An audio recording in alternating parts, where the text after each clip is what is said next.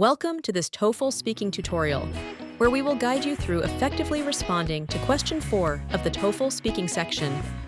In this video, we're going to break down exactly how to effectively listen, organize, and deliver a strong summary of academic lectures. First up, we're going to break down the essential skills that this part of the test is really looking for. Next, we'll dive into a structured approach for both preparing and delivering your response. Of course, it's not just about what you say, but how you say it. So, we'll give you some practical speaking tips, actionable advice on how to deliver your response clearly and confidently. To make all of this super clear, we'll be illustrating these strategies with examples. Finally, we'll provide a complete example response and explain what makes it a strong one. This will give you a fantastic benchmark for what to aim for in your own answers. Ready to get started? Let's jump in. Question 4 of the TOEFL speaking section requires you to listen to a lecture, typically delivered by a professor, discussing an academic concept or issue. The lecturer usually begins by defining the concept and then provides one or more examples to illustrate it. Your task is to summarize the main points of the lecture, focusing on the definition and the illustrative examples. Unlike question 3, all the information is presented solely through the audio lecture. Let's take a look at what the TOEFL examiners are really looking for in question 4. The question essentially requires a few key abilities working together. First up, and arguably the most crucial, is your listening comprehension. Can you truly understand what the professor is saying? This means picking out the main idea, grasping the core definition of the concept, and identifying those specific examples. It's also about catching important vocabulary and following the professor's train of thought throughout the lecture. Then there's summarization. After listening, can you take all that information and condense it? We're talking about transforming the essential points into a concise, coherent spoken summary. And crucially, doing it without adding your own opinions or outside information. Next, the test looks at your academic vocabulary and grammar. Are you using the right kind of language for an academic discussion? This involves employing appropriate words and constructing your sentences with correct grammar so your summary is both clear and accurate. We also have cohesion and coherence. This is about how well you organize your thoughts. Do your ideas flow logically? Are you connecting them smoothly so that your response is well-structured and easy for the listener to follow? And finally, there's delivery. This covers how you actually speak. Are you speaking clearly? Is your pace appropriate? Not too fast? Not too slow? And are your pronunciation and intonation helping convey your message effectively? Now, one more thing to mention. While it's not a skill they directly test in the same way, note-taking is incredibly useful here. Efficiently jotting down crucial information as you listen will massively help you organize your thoughts and recall all those important details when it's time to speak.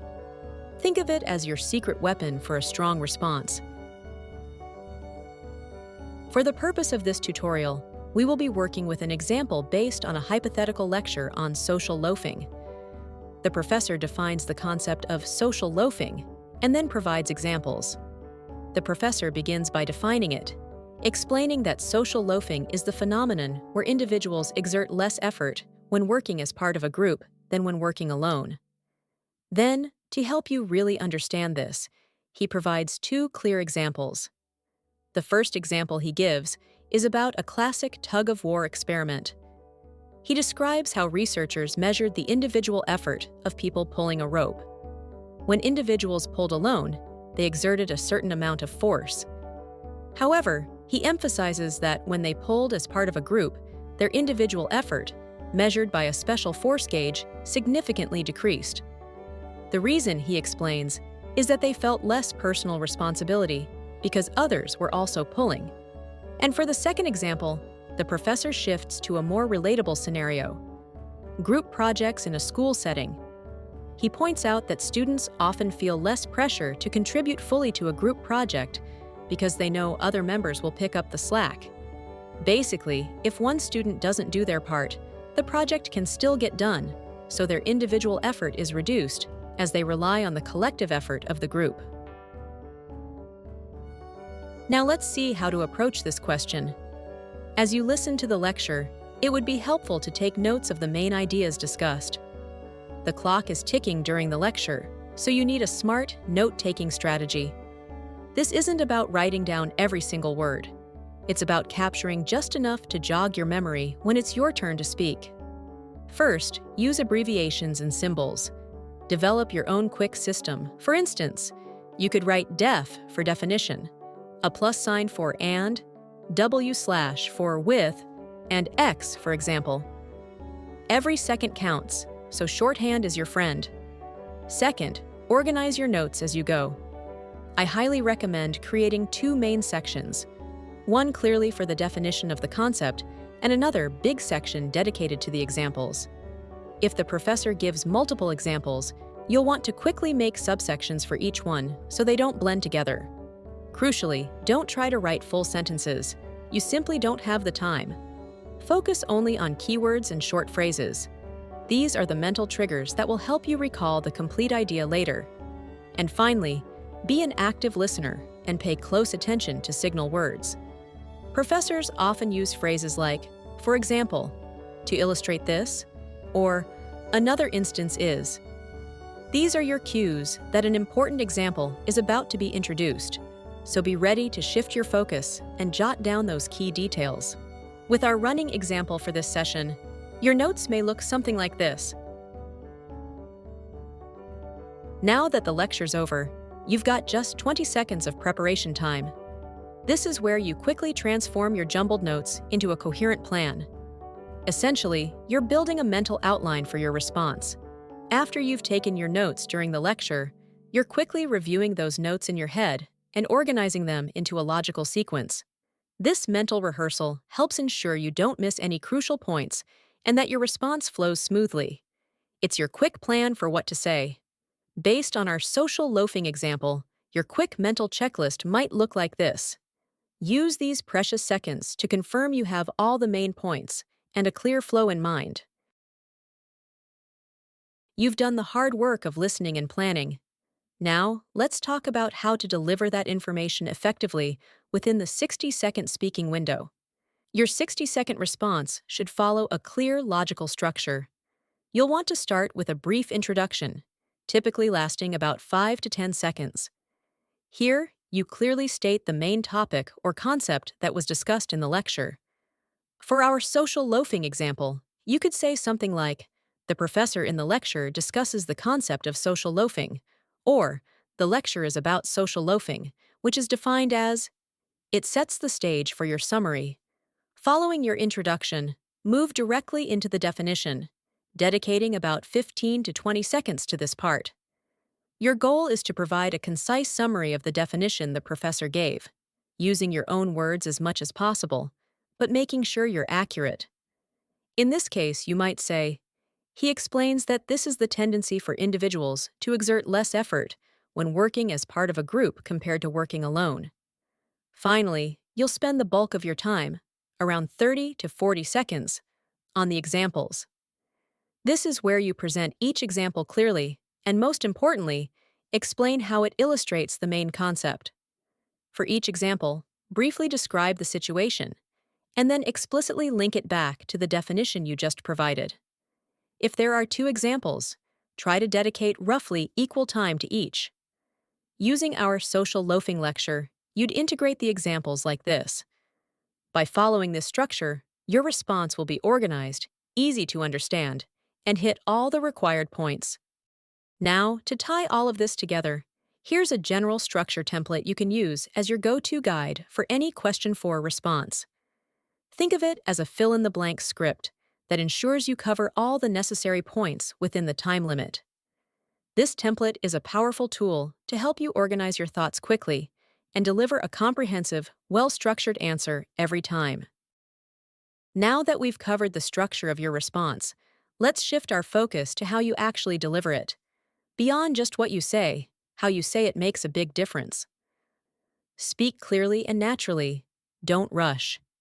Enunciate your words. Practice speaking at a comfortable pace that allows you to think and form your sentences. Maintain a consistent pace. Avoid speaking too fast at the beginning and then slowing down dramatically, or vice versa. Use transition words and phrases. These make your response flow smoothly and demonstrate good organization. Examples include, to begin with, first, second. Furthermore, in addition, however, consequently, therefore, as a result. For instance, to illustrate, another example, this shows, which means. Vary your sentence structure. Don't use the same simple sentence structure repeatedly. Incorporate complex sentences and varied vocabulary to demonstrate your linguistic proficiency. Take a look at the following examples of a weak and strong sentence structure. Paraphrase, don't memorize. It's important to use your own words to summarize the lecture. Don't try to recall the professor's exact phrasing. This shows true comprehension. Original professor's definition. Social loafing is the phenomenon where individuals exert less effort when working as part of a group than when working alone. Paraphrased in response. He defines this as the tendency for individuals to put in less effort when they are working on a task as part of a group, compared to when they are working on the same task individually. Focus on key information. You only have 60 seconds. Don't get bogged down in minor details. Prioritize the definition and the core aspects of each example that directly relate to the concept. For social loafing, tug of war. Focus on the reduction in individual effort when in a group, not the exact number of pounds pulled or the specific name of the researcher. Manage your time. Be mindful of the 60-second limit. Practice speaking within this time frame.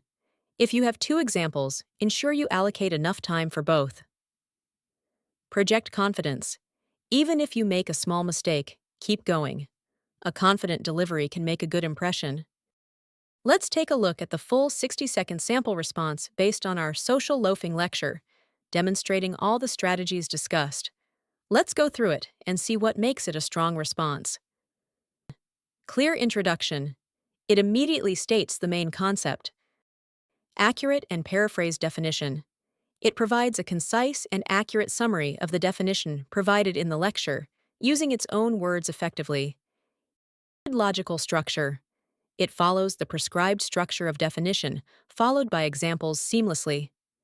Effective transitions. Uses transition words like, to illustrate this point, and, furthermore, to create a smooth flow and clearly separate ideas. Detailed and relevant examples. Each example is clearly described, and the key details that demonstrate social loafing are highlighted without including unnecessary information. Explicit connection to the concept. For each example, the response clearly explains how it illustrates social loafing. Cohesion. The ideas are logically connected, creating a unified and easy-to-follow summary of the lecture. All right, we've covered a lot of ground today. To bring it all together, let's quickly summarize the most important takeaways. Your essential checklist for successfully approaching Question 4. First and foremost, remember to listen actively and take smart notes.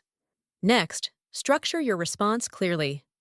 A critical point is to paraphrase, don't repeat. Use your own words to summarize the information. And finally, always focus on the how. For every example you discuss, make sure you explicitly state how it relates back to and clearly illustrates the main academic concept. If you found this video helpful, don't forget to subscribe to our channel for more TOEFL tips and tricks. Thank you for watching. Good luck and happy studying.